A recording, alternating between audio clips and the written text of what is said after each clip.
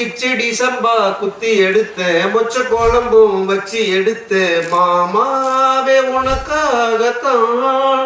இப்படி ஒரு பாட்டு மட்டும் கேட்டுறாங்க. இதுக்கு என்ன அர்த்தம்? எதுக்கு இப்படி பாட்டு எழுதினார் சார்? கிச்சடி சம்பா அரிசி எப்படி இருக்குங்க சார்? ஐயா எப்படிங்க இருக்கும்? வெள்ளை வெள்ளையேன்னு இருக்குங்க. வெள்ளை வெள்ளையேன்னு இருக்கும், தாள் நீளமா இருக்கும்.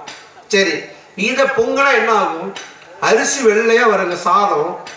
இத யாருக்கு கொடுக்கணும்னா, குழந்தை பிறக்கின்ற ஒரு பெண்ணுக்கு கொடுத்தா பால் ஊறும். மாட்டுக்கு அந்த கஞ்சி ஊத்துனா மாடு அதிகமா பால் கறக்கும். மொச்ச குழம்பு எதுக்கு தரான?